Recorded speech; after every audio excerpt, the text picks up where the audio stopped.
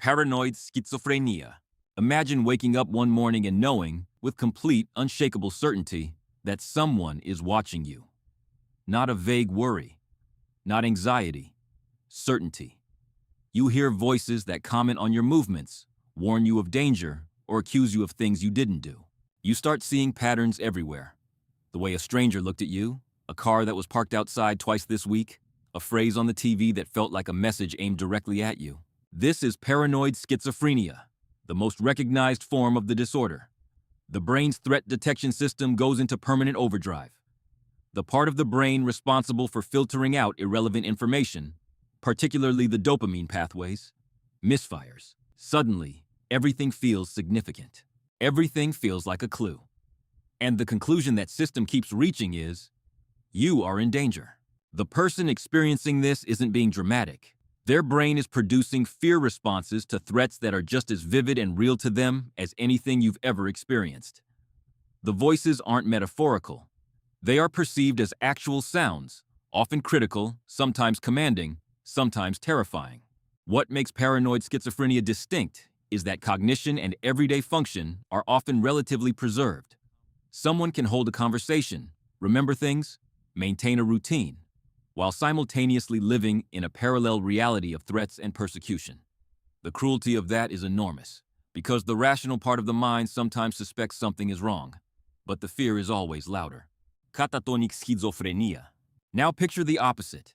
Instead of a mind that won't stop racing, a mind that locks up completely. Catatonic schizophrenia is one of the most visually striking presentations of any psychiatric condition. A person may freeze in a single position for hours, sometimes days, without moving. You could lift their arm and they would hold it, stiff and still, like a mannequin. This is called waxy flexibility. In other cases, the person becomes rigid and completely immovable, resisting any attempt to reposition them. Some people with catatonia stop speaking entirely. Others repeat the same word or phrase on a loop. Some suddenly mirror every gesture or word of the person in front of them, like a haunting echo. And then, sometimes with no warning, they can flip into a brief, frantic burst of agitation. What's happening inside? The brain's motor control and executive functioning have essentially come to a standstill. The circuitry responsible for translating intention into movement or emotion into expression has gone quiet. It's not that nothing is happening emotionally, it's that the pathway outward is blocked. People sometimes think the person is simply being unresponsive or uncooperative, but catatonia is a medical state, not a choice. The person may be fully conscious and aware of everything happening around them, trapped inside a body that won't respond to their own commands. Hebephrenic schizophrenia. Hebephrenic schizophrenia doesn't always come with dramatic hallucinations or an elaborate delusional system. What it brings instead is something more subtle and in some ways more disorienting to witness. Disorganization. The way someone speaks starts to fall apart. They jump between topics mid-sentence. Words get strung together in ways that feel almost meaningful but don't quite connect. Clinicians call this word salad. The person starts a sentence with intention and arrives somewhere completely unrelated. The emotions become flattened or inappropriate. Someone might laugh while describing something devastating, or respond to news of loss with a detached, vacant smile. Not because they don't feel, but because the wiring between what they feel and how they express it has come loose. Everyday tasks begin to unravel. Hygiene, cooking, following a conversation, things that once ran on autopilot now require enormous cognitive effort and often fail. This happens because the brain's frontal lobe, the part responsible for organizing, is significantly disrupted. What makes hebephrenic schizophrenia particularly difficult is that there's rarely a clear dramatic moment to point to. It tends to develop in adolescence or early adulthood, quietly eroding the structure of a person's thoughts and behavior until both the person and those around them realize something has fundamentally changed. Schizotypal disorder. Now we step into something that exists in the shadow zone, between personality and psychosis. People with schizotypal disorder don't typically lose contact with reality in the way that full schizophrenia involves. But reality for them is a stranger, more porous place than it is for most people. They may believe they have a special sixth sense, that they can read others' thoughts, that coincidences carry personal meaning, that the universe is sending them signals. These beliefs feel deeply true, even if the person acknowledges that others don't share them. Their thinking tends to be unusual and hard to follow. Vague, circular, filled with references that feel symbolic or mystical. Speech that sounds almost like it could be meaningful but never quite lands. Their emotional responses feel slightly misaligned, not absent, but slightly off in timing or intensity. Social interaction is profoundly uncomfortable, not just shyness, an almost magnetic repulsion from closeness. The person often feels like they don't belong in the social world, like an observer watching human life from the outside. They tend to prefer solitude, not out of depression, but because connection feels genuinely alien. Schizoaffective disorder. Schizoaffective disorder is exactly that, a condition where the psychotic symptoms of schizophrenia overlap with either major depression or bipolar disorder. On some days, the person may be in the grip of a severe depressive episode, the heaviness, the emptiness, the inability to function. But layered on top of that are hallucinations, or paranoid beliefs, or completely disorganized thinking. On other days, a manic high might arrive, but even in that elevated high-energy state, the voices don't stop. The delusions don't lift. This combination creates an incredibly difficult diagnostic and treatment challenge. A doctor can't simply treat the mood disorder because the psychosis remains. They can't simply treat the psychosis because the mood crashes return. Treatment typically involves a combination of antipsychotics and mood stabilizers, and sometimes antidepressants. And finding the right balance can take years.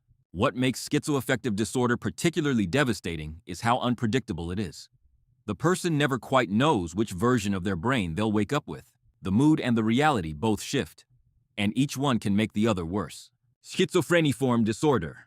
Schizophreniform disorder presents with exactly the same symptoms as schizophrenia. Hallucinations, delusions, disorganized speech, flat affect, social withdrawal. The experience is just as intense and just as disorienting. The difference is duration.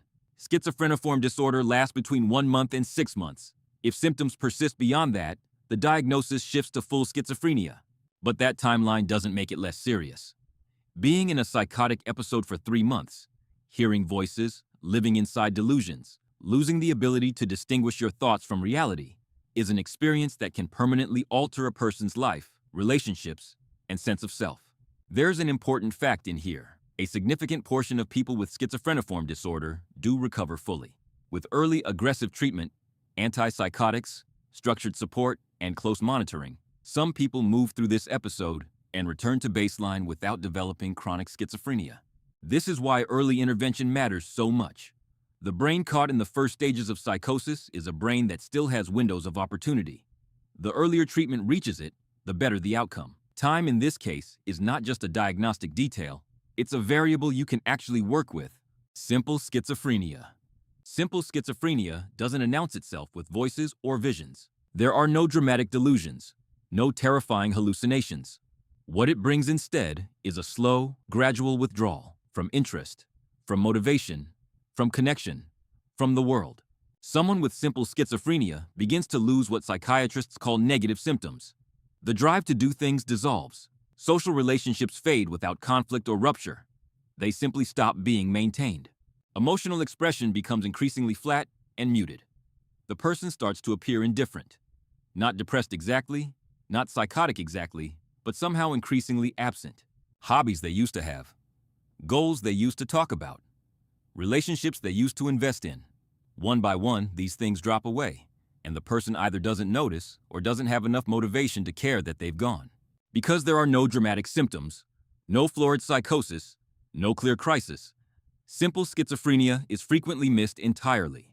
Family members might think the person is going through a phase, or is depressed, or has simply become antisocial. Years can pass before anyone identifies what's actually happening. What's happening in the brain is a slow reduction in activity in the prefrontal cortex, the area responsible for planning, motivation, and social engagement.